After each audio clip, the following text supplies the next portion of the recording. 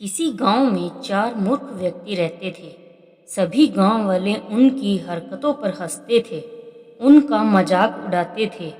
एक दिन एक मूर्ख बोला, यार हम भी कुछ कर सकते हैं, कुछ कमा सकते हैं। इस गांव से दूर जाकर हमें भी कुछ कमाई करनी चाहिए। यहाँ तो हमें कुछ काम मिलने वाला है नहीं। चारों दोस्त किसी दूसरे गांव में जाने के लिए निकल पड़ते हैं। रास्ते में बारिश के कारण कीचड़ हो गया था, कहीं पानी इकट्ठा हो गया था।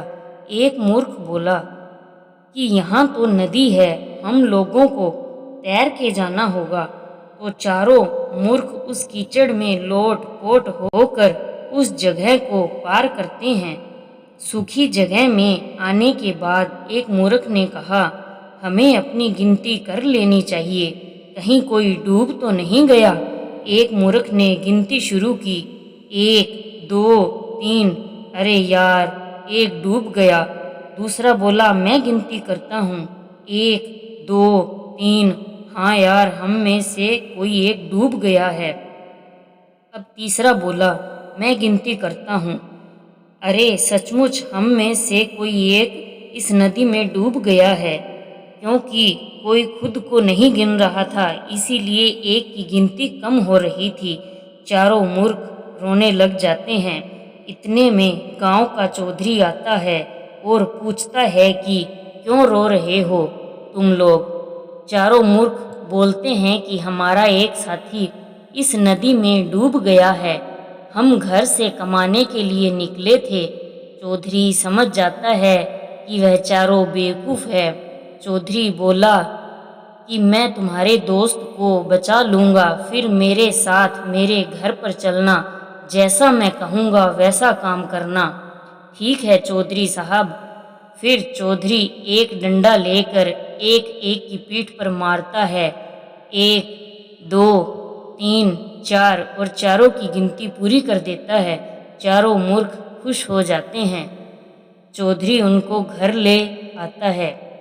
चौधरी की माँ चारों को खाना खिला देती है। जब चौधरी उन्हें खेत लेकर जाता है और सोचता है कि बिना मजदूरी दिए मेरे खेत का सारा काम हो जाएगा, सिर्फ रोटी ही तो खिलानी है, जैसा मैं कहूँगा वैसा तो कर ही लेंगे।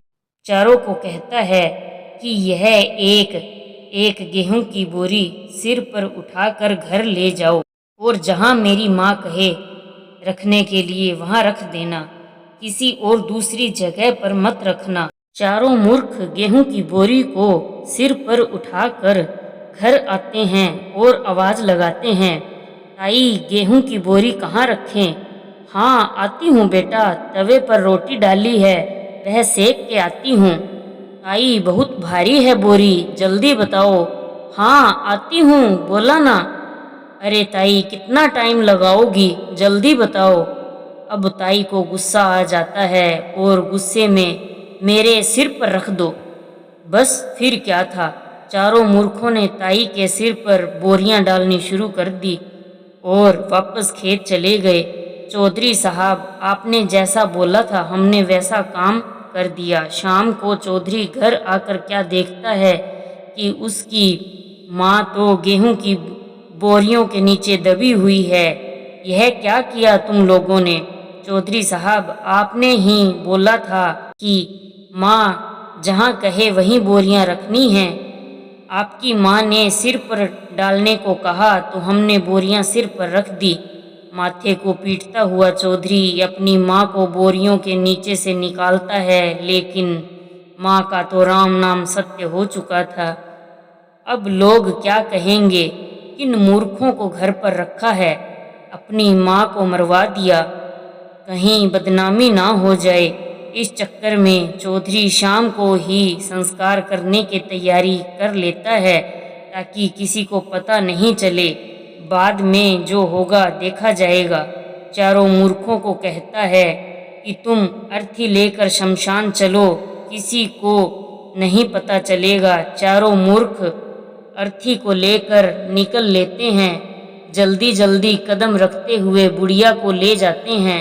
रस्सी ढीली होने की वजह से बुढ़िया नीचे गिर जाती है और उन चारों मूर्खों को पता भी नहीं चलता। शमशान में जाने के बाद देखते हैं कि बुढ़िया कहाँ गई। एक मूर्ख बोला, मुझे लगता है बुढ़िया छलांग मार गई। बुढ़िया को ढूंढते हैं और गलियों में ढूंढने लगते हैं। तभी उन्हें एक बुढ़िया दिखती है जो गोबर के उपले इकट्ठे कर रही थी। ताई, तू यहाँ उपले इकट्ठे कर रही है, हम तुझे कहाँ कहाँ ढूंढ रहे हैं। बुढ़िया को जबरदस्ती बांध कर ले जाते हैं। बुढ़िया चिल्लाती है तो उसका मुंह बांध देते हैं और चिता पर लेटा देते हैं। ताई, अब छलांग लगा कर दिखा, इस बार रस्सी कस के बांधी है। चारों मूर्ख चिता को आग लगाने वाले ही थे। इतने में चौधरी वहां आ जाता है। यह सब देखकर चौधरी पूछता है कि यह सब क्या है, ये कौन है। चौधरी साहब, आपकी माँ तो अर्थी से कूद गई थी, हमें पता भी नहीं चलने दिया, लेकिन हम अपनी अक्लमंदी से ताई को ढूंढ ही लाए। चौधरी ने फिर से माथा पीटते हुए फटाफट बुढ़िया को छुड़वाया और अपनी माँ को ढूंढकर उसका संस्कार किया और मूर्खों को लात मार कर भगा दिया।